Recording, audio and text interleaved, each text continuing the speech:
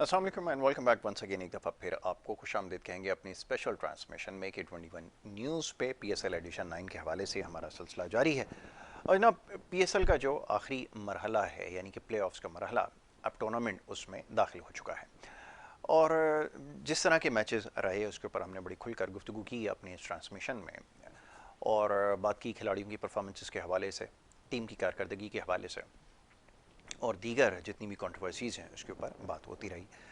All in all जो cricketing आप समझ लें जो मयार है उसके ऊपर बहुत ज़्यादा सवालात उठे।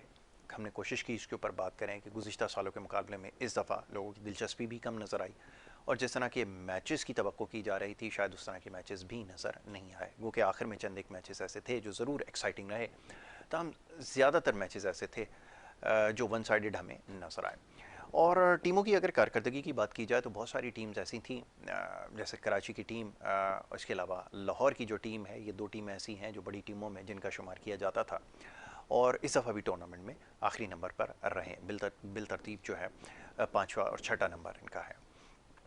तो जनाब ये सूरत हाल रही और इसके अलावा जब हम बात करें जो इस टूर्नामेंट के प्ले ऑफ्स के जो क्वालिफायर हैं तो इसमें मुल्तान सुल्तान की टीम ऐसी थी जिसकी बड़ी शानदार कारकर्दगी इस टूर्नामेंट में रही और इससे पहले भी वो जो पिछले सीज़न रहे गुज़िश्ता बार में बड़ी अच्छी कारकर्दगी उनकी हमें नज़र आई और प्ले ऑफ्स के मरहले के लिए न सिर्फ क्वालिफाई किया और बल्कि बड़े अच्छे तरीके से उन्होंने जो है वो अपने मैचेस भी जीते हैं। गुज़िश्ता रोज़ भी एक मैच खेला गया जिसमें ये फैसला होना था कौन सी टीम जो है वो टॉप के ऊपर रहती है।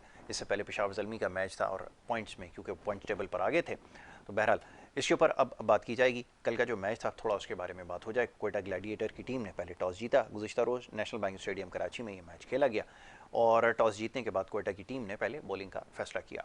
मुल्तान सुल्तान ने पहले बैटिंग करते हुए मुकर्ररा 20 ओवर्स में 185 रन बनाए 4 विकेटों के नुकसान पे और कोयटा ग्लैडिएटर्स की जो टीम थी वो बुरी तरह कोलैप्स कर गई और 15.5 ओवर में पूरी टीम महज 106 के स्कोर पर ऑल आउट हो गई।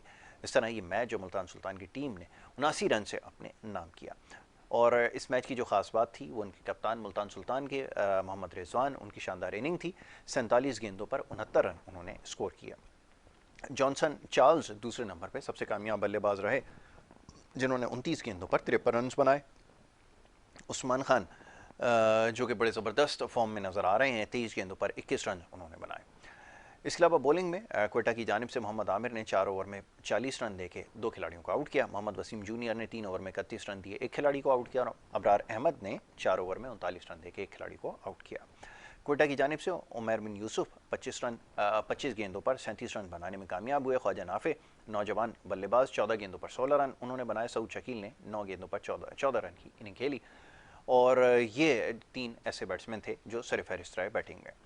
डेविड विली मुल्तान सुल्तान की जानिब से सबसे कामयाब बॉलर थे जिन्होंने 4 ओवर में 22 रन देके 3 विकेटें हासिल की। उसामा मीर ने 3.5 ओवर में 22 रन दिए, 3 खिलाड़ियों को आउट किया। अब्बास आफरीदी ने 3 ओवर में 14 रन देके 2 खिलाड़ियों को आउट किया। तो ये मैच मुल्तान सुल्तान के नाम रहा। तो जनाब इस तरह ये टीम्स जो हैं वो दोनों क्वालिफाई तो यकीनन कर गई हैं और इनकी जो परफॉर्मेंस रही है उसके ऊपर हमने बड़ी खुलकर बात की। अब अगला जो मरहला है प्ले ऑफ्स का, उसके अंदर हम जैसे से पहले ही बात कर चुके हैं अपने इस ट्रांसमिशन में कि जो प्ले ऑफ्स होता है वो डू एंड डाई की सिचुएशन होती है, इसमें कोई गलती की गुंजाइश नहीं होती। तो बहरहाल अब देखना होगा कि इस प्ले ऑफ्स में ये जो टीम्स हैं जो अब तक की गलतियां हुई हैं क्या इसके ऊपर काबू पा सकेंगी, ये बड़ा अहम सवाल है।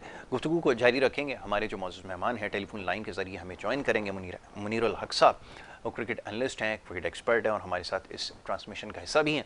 तो टेलीफोन लाइन के जरिए हमें ज्वाइन कराएं। मुनीर भाई को खुशामदीद कहूँगा। बहुत शुक्रिया मुनीर साहब प्रोग्राम में हमें वक्त देने के लिए। बहुत बहुत शुक्रिया यासिर, थैंक यू। मुनीर भाई प्ले ऑफ्स का बिलाखिर मरहला जो अब स्टार्ट होने को है, कैसा अभी सो फार टूर्नामेंट जो है वो आपने देखा है? क्रिकेटिंग का जो मैं अभी बता रहा था कुछ स्टैंडर्ड है उसके ऊपर और क्वालिटी ऑफ क्रिकेट के ऊपर बात हो रही थी कि उस तरह की नहीं है जैसे गुज़िश्ता सालों में रही है। मैं चाहूँगा ज़रा इसके ऊपर आप तबसरा कीजिए, आपने किस तरह ये टूर्नामेंट देखा और क्या आपको परफॉर्मेंसेज नज़र आई हैं, ज़रा चाहूँगा इस पर बात कीजिए। जी बहुत बहुत शुक्रिया यासिर, आपकी देखने वाली खिदमत में मेरा सलाम।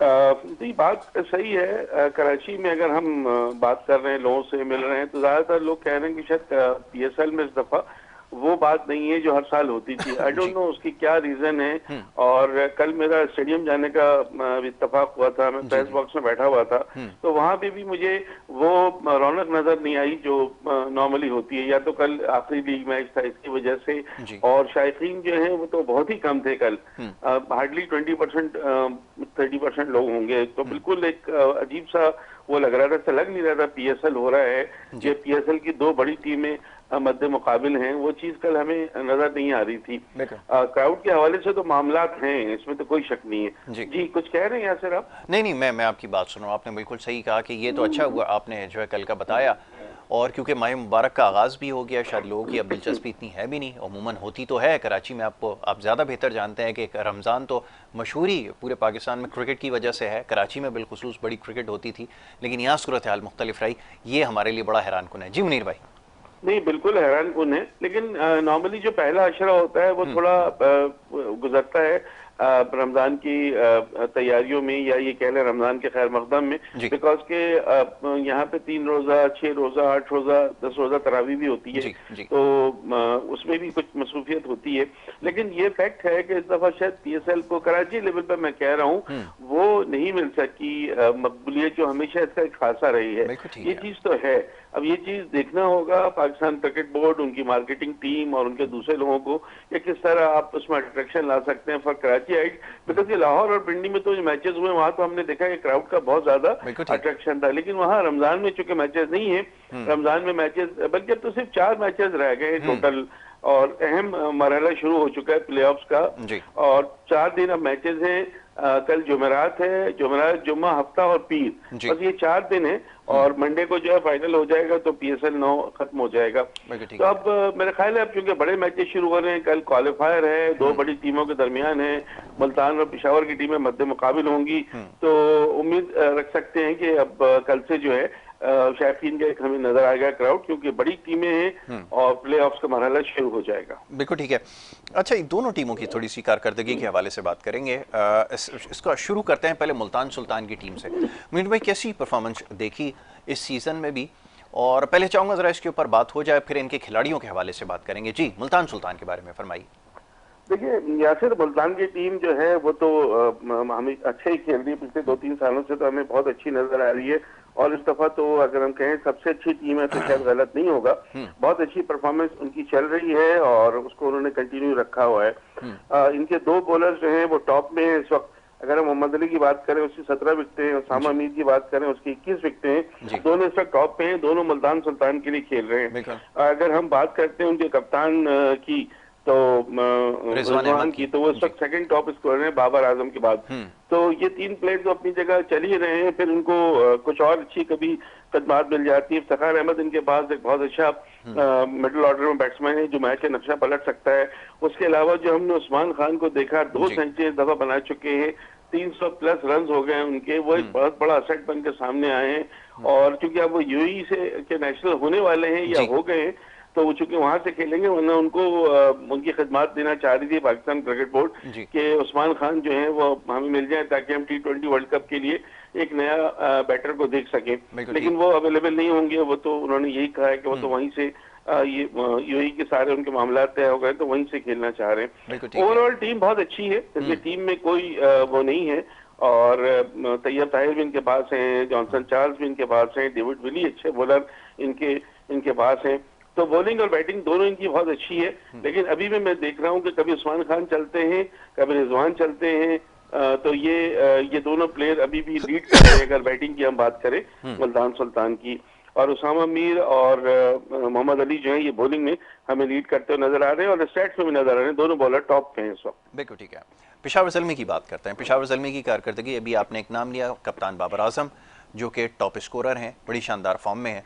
बाकी मानदा खिलाड़ियों में साइम अयूब एक होनहार खिलाड़ी हैं, और नीचे अगर चले जाएं तो और बहुत सारे ऑप्शन इनके पास हैं, मेहरान मुमताज़ और इस तरह दीगर और ऑप्शन है। इस टीम के बारे में क्या कहेंगे, कैसी कारकर्दगी अब तक रही है? आगाज़ में थोड़ा सा स्लो नज़र आए, ताहम उसके बाद काफ़ी हद तक जो है वो नज़र आए कि अच्छी टीम है और बहुत अच्छे मैचेस इन्होंने खेले। क्या कहेंगे मुनीर भाई?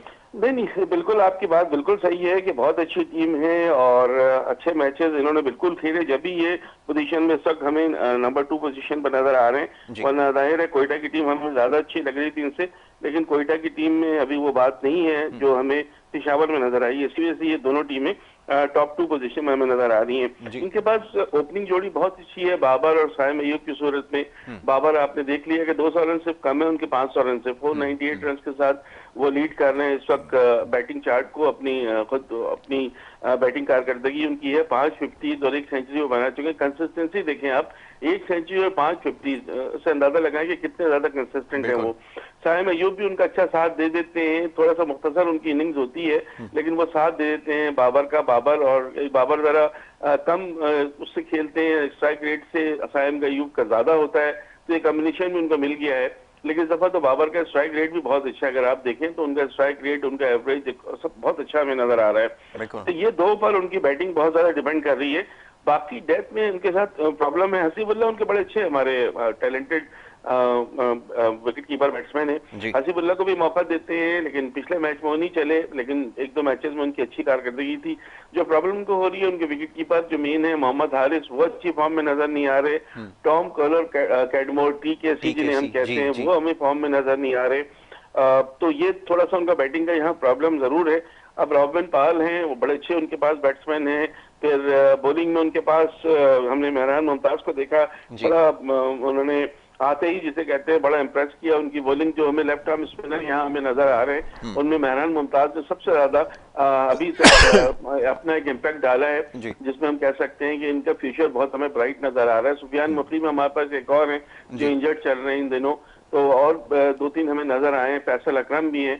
तो लग ये रहा है कि मेहरान मुमताज इनसे थोड़े से बेहतर नजर आए। इनकी जो गेंद है वो थोड़ी स्पीड से भी करते हैं गेंद को, और कॉन्फिडेंस इनमें बहुत है। लग नहीं रहा कि अपना पहले टूर्नामेंट खेल रहे हैं। जिस तरह ये इम्पैक्ट डाल रहे हैं अपनी बॉलिंग का, तो इसका अच्छा फायदा नजर आ रहा है पेशावर ज़ल्मी की टीम को। बिल्कुल ठीक है। अच्छा, अब थोड़ी सी बात होगी आगे चल के, हमें देखना है इस्लामाबाद यूनाइटेड और क्वेटा ग्लैडिएटर्स को, और जो टीम है दोनों, उसमें इस्लामाबाद यूनाइटेड शायद उसका पलड़ा हमें भारी इसलिए नज़र आता है कि जो आखिरी मैच उन्होंने खेला बड़ी शानदार कारकर्दगी दिखाई है। इस्लामाबाद यूनाइटेड के बारे में आप क्या कहेंगे? देखिए, शादाब लीड तो अच्छा कर रहे हैं इस्लामाबाद यूनाइटेड को, इसमें कोई शक तो नहीं है, लेकिन दीगर जो प्लेयर उनके हैं, शायद मुल्तान वाली बात नहीं है। अगर मुल्तान को देखें, मुल्तान की टीम को जब हम देखते हैं तो एक कॉन्फिडेंस नजर आता है उस टीम में, लेकिन शायद इस्लामाबाद में नहीं है। कि इस्लामाबाद की ये मानना पड़ेगा आपको कि उन्होंने अच्छी कारकर्दगी दिखाई है, और जिस तरह से वो मैचेस जीते हैं उसके बाद हम कह सकते हैं कि ये टीम जो है वो कर सकती है, अपसेट कर सकती है। लेकिन वो ये तो उसमें है ना, आपको पता है कि एलिमिनेटर में है, यहाँ तो सेमीफाइनल वाली पोजीशन है कि किसी एक को जीतना ही है, तो वो क्वार्टर फाइनल कह लें या सेमीफाइनल कह लें। लेकिन यहाँ पर चूंकि ये टॉप 2 के लिए क्वालिफाई नहीं कर सके और ये चले गए 3rd और 4th पोजीशन वाले उसमें एलिमिनेटर में, तो इनके लिए तो यहाँ पर अगर हारे तो फिर टूर्नामेंट खत्म हो जाएगा। तो इस्लामाबाद की टीम जो है वो, उनके पास आगा सलमान की हमने परफॉर्मेंस देखी पिछले 1-2 मैच में, वो नहीं चले लेकिन कंसिस्टेंट है, हर मैच में वो स्कोर करके दे रहे हैं। एलिक्स सेल्स उनके बहुत ज्यादा फेलियर वाली चीज नजर आई है। जितने बड़े वो बैट्समैन हैं, उनकी तो कोई भी इनिंग्स हमें नजर नहीं आ सकती जिस पर हम कुछ कह सकें। तो इसका बहरहाल मुझे एक वो है कि एलेक्स सेल्स का ना चलना। कॉनर मुनरो पिछले मैच में चले, बहुत अच्छी उनकी परफॉर्मेंस रही, लेकिन वो भी इतना कंसिस्टेंट हमें नजर नहीं आ रहे हैं। शादाब खान फ्रंट से लीड करते हैं, 1-2 मैचेस में उन्होंने बड़ी अच्छी बैटिंग की है, लेकिन इतने बड़े मैच में वो जब आएंगे चौथे नंबर बैटिंग करने, तो कितना प्रेशर को बर्दाश्त कर सकते हैं, कैसी बैटिंग कर सकते हैं, ये एक देखना होगा।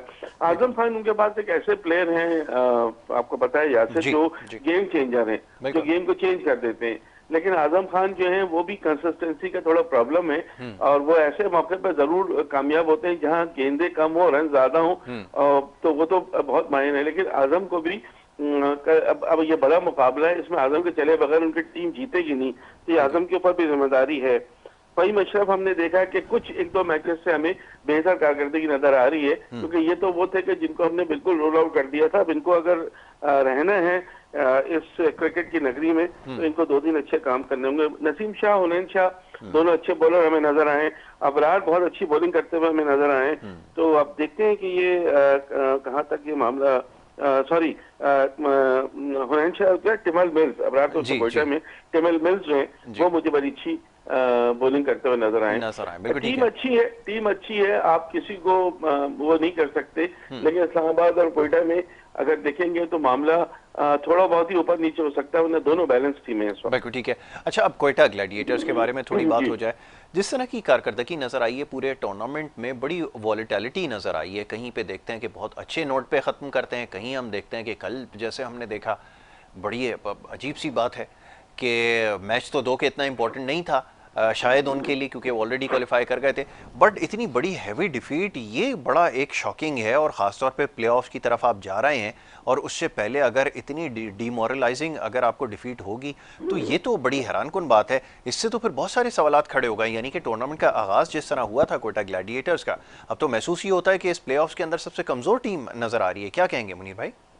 बिल्कुल आपकी बात दुरुस्त है। शुरू के चंद मैचेस पर तो हमें ये सबसे अच्छी टीम नजर आ जी रही थी। बिल्कुल। इवन बाज केसेस में तो हम मुल्तान सुल्तान से भी बेहतर उनको देख रहे थे, जी। लेकिन जो इनका ग्राफ गिरना शुरू हुआ तो उसको अभी वो स्टेबिलिटी नहीं आ पा रही है। हम्म। और सबसे बड़ा जो इनके कप्तान है उनका प्रॉब्लम मुझे नजर आ रहा है कि वो उनकी कप्तानी में रन नहीं बन रहे। राइलू रूसो बिल्कुल फेलियर हैं, जी। किसी मैच में उनकी 50 नहीं है, इवन 40 भी शायद उन्होंने नहीं किए। हम्म। और 10 15 20 30 इस तरह से वो रन बनाते हैं, जो बड़ी तकलीफ दे बात है। जी। जेसन रॉय ने एक दो 50 जरूर स्कोर किए, लेकिन कल की मिसाल आपके सामने, कल जिस तरह इनका टॉप ऑर्डर गया, उसके बाद लोअर ऑर्डर तो बिल्कुल ही सिमटता चला गया और 106 रन पर पूरी टीम आउट हो गई, जहां आपको 186 रन बनाने हो जीतने के लिए, तो बहुत बड़ी डिफीट होती है। कोयटा के लिए जरूरी था ये मैच इसलिए जीतना है, कोयटा अगर जीत लेती तो वो टॉप 2 में आ जाती, टॉप 2 में आ जाती तो क्वालिफायर में चली जाती, वहां एक चांस मिल जाता है आपको। क्वालिफायर में होता ही है, जैसे कल क्वालिफायर मैच है ना, तो जो दो टीमें इसमें मुकाबला करेंगे उसमें जीतने वाली टीम तो फाइनल में पहुंच जाएगी, लेकिन हारने वाली टीम के लिए चांस रहेगा वो एलिमिनेटर 1 में जो टीम जीतेगी उससे दोबारा इनका एलिमिनेटर 2 में मुकाबला होगा, जो कल की लूजर टीम होगी। तो उनकी कोशिश थी कि हम भी क्वालिफायर में पहुंच जाते, लेकिन क्वालिफायर में नहीं आ सके। बैटिंग तो उनकी हमें नजर आई, मेन कल जो इशू था उनकी बैटिंग का था, बिल्कुल कोई मुकाबला करती हुई नजर नहीं है। आपने बिल्कुल सही कहा कि होता है ना, इतनी बड़ी टीम है, और मैंने आपसे खुद भी बताया कि मैं खुद भी मौजूद था स्टेडियम में, तो दिलचस्पी लोगों में नहीं थी, और मुझे लग रहा है कोयटा में भी कल दिलचस्पी नहीं थी। और स्कोर भी बहुत उन्होंने उनके बॉलर से बनवा दिया था, 186 रन कराची की विकेट पर, बहुत बड़ा स्कोर होता है। तो मेरे ख्याल है वो प्रेशर में आ गए थे, या फिर बाद में उनका अंदाजा हो गया कि इनके मेन प्लेयर नहीं चल रहे, तो फिर वो मामला खत्म हो गया। अब मैं फिर आपसे कह रहा हूँ कि जेसन रॉय और रैली रोसो को चलना पड़ेगा अगर कोयटा की टीम अब आगे जाना चाहती है, नहीं तो फिर बहुत मुश्किलात हो जाएंगी उनको, बहुत मुश्किलात है। बिल्कुल ठीक है। अच्छा अमीर भाई, थोड़ी सी ग्राउंड कंडीशन के हवाले से बात हो जाए। ये माजी में तो अच्छा स्कोर होता रहा है, बड़े तेज़ विकेट इन अ सेंस कि आपको आउटफील्ड बड़ी तेज़ बनी होती थी, रन्स अच्छे हो जाते थे। लेकिन इस दफ़ा PSL 9 के अंदर कराची की जो विकेट है वो बड़ी मुश्किल नज़र आई, रन्स बड़ी मुश्किल से हुए हैं, बहुत मुश्किल आ रही है बैट्समैनों को रन्स करने में। ये चाहूँगा ज़रा इसके ऊपर बात हो, ये क्या पॉलिसी अडॉप्ट ऐसी की हुई है, क्या कुछ वेदर की वजह से है? जैसे हम देख रहे थे कि इतना टर्निंग विकेट बनाया, इतना बॉल ग्रिप हो रहा था, ये क्या कंडीशंस हैं, ये चाहूँगा मैं ज़रा इसके ऊपर बात हो। जी नहीं, ये बड़ा अच्छा आपने सवाल किया है। ये सवाल बड़ा इस वक्त आम है जमान पे, क्योंकि लोग वहां पर जो मैचेस देख के आए पिंडी में, वो हाई स्कोरिंग मैचेस होते थे, क्राउड का बड़ा अट्रैक्शन होता था। यहाँ पर जब आप 2020 की विकेट इस तरह की बना देंगे तो उसमें रन नहीं बनेंगे। तो आप देखेंगे 146 रन डिफेंड कर लिए और कराची की टीम 144 रन पर आउट हो गई। अगर पिछले मैच में हम बात करें तो वो जो है वो इतने छोटे छोटे स्कोर पे डिफेंड हो रहा है, तो उसका मतलब ये है कि फिर विकेट जो है वो ऐसी नहीं है जैसे हम T20 की एक अच्छी विकेट कह सके। वेदर का इतना इफेक्ट होना नहीं चाहिए, क्योंकि अभी कोई इतना उसका मॉइस्चर भी नहीं है, बिल्कुल ऐसा ही है, एग्जैक्टली इशू नजर नहीं आ रहा है। और अब धूप निकली होती है दिन भर तो मॉइस्चर भी जरा कम ही रहता है, लेकिन विकेट ही कुछ ऐसी बनी हुई है। और कल भी मैं टेलीविजन प्रोग्राम देख रहा था, उसमें कई बड़े क्रिकेटर्स थे, वो भी ये कह रहे थे कि कराची विकेट में आपको कुछ नहीं पता, एक तो विकेट रीड नहीं हो पा रही, बिल्कुल सही कह रहे हैं, जो खिलाड़ी हैं विकेट रीड करने में ना वो उनको परेशानी हो गई। उन्होंने रीड कुछ किया और निकला कुछ, कई ने बैटिंग पैटर्न की तो वो बॉलिंग की तरफ चली गई, कई ने कहा पहले बॉलिंग करना चाहिए तो बैटर्स को फेवर कर गई। तो कराची विकेट एक थोड़ा सा मुश्किल मामला तो बना हुआ है, और विकेट को रीड करने के लिए भी थोड़ी मुश्किलात हो रही हैं। जो भी एक्सपर्ट जाते हैं विकेट रीड करने के लिए। बिल्कुल, ये आपने सही कहा कि विकेट रीड करना बहुत मुश्किल है। और यहाँ से तो ज़ाहिर है कुछ इसलिए नहीं कहा जा सकता कि वो जो विकेट नज़र आ रहा था बहुत ज़्यादा हमें शाइनी नज़र आ रहा था, ऐसा लग रहा था कि हार्ड सरफेस होगा, ज़्यादा बैट्समैन के लिए आसानी होगी, लेकिन वो तो उसके बिल्कुल अगेंस्ट बॉल इतना ग्रिप हो रहा था। और शुएब मलिक का ओवर भी हमने देखा जो लास्ट कराची की टीम ने मैच खेला, बहुत ज़्यादा गेंद उसमें जो है वो मुश्किल हो रहा था बल्लेबाजों के लिए उसको खेलना। वेल अच्छा जी, अब लास्टली ज़रा बात हो जाए कि ये सारी वो रही PSL 9 की एक्टिविटी रही, लोगों ने इसके ऊपर बड़े कमेंट भी किए, सब कुछ हुआ। तमाम 2 टीमें ऐसी थीं जो टूर्नामेंट से बाहर हुई और शायकीन जो है वो ख़ासतौर पे दोनों शहरों के अंदर बहुत ज़्यादा क्रिकेट को फॉलो करते हैं, एक शहर कराची में, एक लाहौर में, और दोनों ही जो है वो प्ले ऑफ्स का हिस्सा नहीं बन सकी। पहले तो ज़रा लाहौर कलंदर की बात आखिर में कर लूँ ज़रा, क्योंकि वो दिफाई चैम्पियन थे और प्ले ऑफ्स के मरहले के लिए भी क्वालिफाई नहीं किया, तो इसके बारे में क्या कहेंगे मुनीर भाई? यासिर देखिए, इतनी खराब कारकर्दगी का तो कोई तसव्वुर भी नहीं कर सकता था जो हमें लाहौर की टीम में नजर आई है। तमाम मैचेस उन्होंने खेले, एक मैच वॉश आउट हुआ और बाकी 9 में से 8 मैचेस इनकी टीम हार गई। अब हम अंदाजा करें, एक मैच ये जीत सके, 8 मैचेस का हार जाना, कप्तानी पर इनके सवालिया निशानात हैं। कई मौके पर हमने देखा कि कप्तानी में हमें फ्लॉ नजर आया, कप्तान का प्रेशर हमें नजर आ रहा है। फखर जमान किसी मैच में नहीं चले, सेकंड लास्ट मैच में जब वो चले तो उसमें वो रन आउट हो गए 50 करने के बाद। ये बहुत इम्पैक्ट रहा। ओवरऑल जो है ना, लाहौर की टीम हमें वो टीम ही नजर नहीं जो पिछले 2 PSL में हमें नजर आ रही थी, और मजमूई परफॉर्मेंस उनकी बहुत खराब रही है। आसिफ जावेद जो शुरू से इस टीम को लेकर चल रहे हैं, शुरू के 3-4 साल बहुत खराब थे इनके लिए, बल्कि 5 साल, फिर उन्होंने कम बैक किया, 2 लगातार टाइटल जीते और फिर इनका डाउनफॉल शुरू हुआ है। तो इनको बैठना होगा, इनके थिंक टैंक को सोचना होगा, नेक्स्ट ईयर जो इनकी पिक्स होंगी उनको जहन में रखना होगा। इस वक्त तो वो चला गया, अब तो इस वक्त तो उनका पोस्टमार्टम हो रहा होगा कि क्या वजह रही शिकस्त की। लेकिन लगता ये है कि थोड़ी ओवर कॉन्फिडेंट थी लाहौर की टीम, और उस ओवर कॉन्फिडेंस की वजह से भी हुआ है। कुछ फैसले शाहीन शाह अफरीदी के जो थे वो सही नहीं थे। वो खुद आके नंबर में बैटिंग करना चाह रहे थे, 4थे नंबर पर, 5वें नंबर पर आके, जो हर दफा, एक दफा तो उन्होंने चलो 50 बना दी, लेकिन हर दफा वो चीज उनको सूट नहीं कर रही थी। तो टीम की हिकमत अमली में फुकदान था। टीम के खिलाड़ी भी शायद जेल होके नहीं खेल रहे थे, जैसे हमें मुल्तान की टीम में नजर आते हैं, इवन कोयटा की टीम में नजर आए हमें। तो चीजें ऐसा लग रहा था कि उनके हाथ से निकल गई थी और वो संभाल नहीं रही थी, और आखिर तक फिर संभाल नहीं सकी। ठीक हो गया मुनीर भाई, वक्त क्योंकि यहाँ पे ख़त्म हो गया, लेकिन इंशाल्लाह कल जब प्रोग्राम करेंगे तो ज़रूर दी की जो कल का मैच है, आने वाला मैच, उसके ऊपर ज़रूर बात होगी। मैं आपका बहुत शुक्रगुजार हूँ कि आपने हमें प्रोग्राम में वक्त दिया। मुनीरुल हक साहब हमारे साथ लाइन पे मौजूद थे, बड़ी खुलकर गुफ्तगू हुई प्ले ऑफ्स का लिए जो टीमों ने क्वालिफाई किया उनकी कारकर्दगी के हवाले से और आने वाले मैचेस के हवाले से भी। जनाब, ये सिलसिला कल भी जारी रहेगा। यहाँ पर इजाज़त आपसे लेनी होगी, कल इंशाल्लाह मुलाकात होगी। मोहम्मद यासिर और हमारी टीम को इजाज़त दें। अल्लाह के बाद।